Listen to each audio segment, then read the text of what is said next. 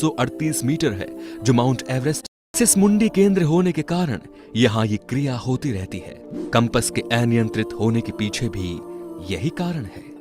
दोस्तों, कैलाश पर्वत की ऊंचाई सिर्फ 6,638 मीटर है, जो माउंट एवरेस्ट से लगभग 2,000 मीटर कम है, परंतु फिर भी शायद ही इस पर्वत को चढ़ा जा चुका है।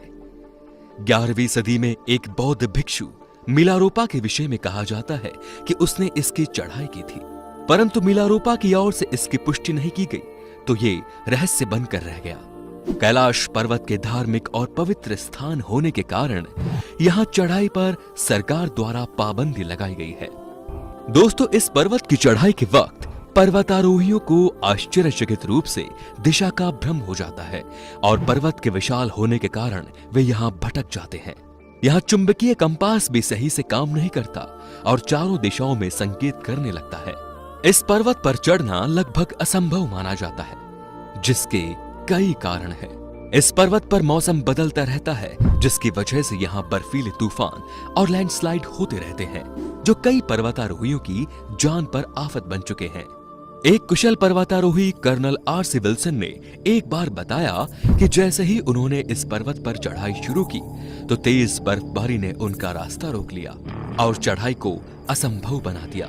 इस पर्वत की ऊंचाइयों पर अचानक ऑक्सीजन की मात्रा में गिरावट आती है, जो सांस में घुटन पैदा करती है।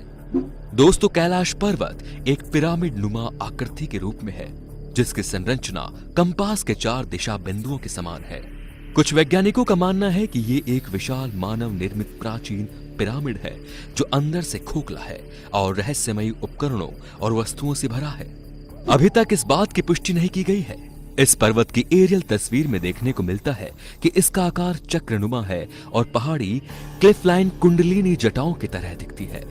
यह मान्यता है कि यह पर्वत हमारे सहस्त्रा चक्र को इंगित करता है, जो परम चेतन का बिंदु है। यहाँ 2 मुख्य सरोवर है। पहला मानसरोवर, जो स्वच्छ जल का तालाब है और सूर्य के आकार का है, और दूसरा राक्षस झील, जो खारा है और चंद्र के आकार का है।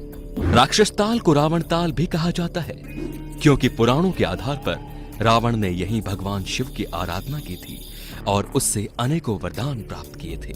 एक ही स्थान पर मीठे और खारे पानी का तालाब हमें अचंभित करता है। इस स्थान से कई मुख्य नदियों का उद्गम होता है, जैसे सतलुज और ब्रह्मपुत्र, जो एक बड़े विशाल बेसिन बनती है और बड़े क्षेत्र में जल की आपूर्ति करती है। दोस्तों, एक और बात जो इस स्थान को रहस्यमय बनाती है, वो है यति।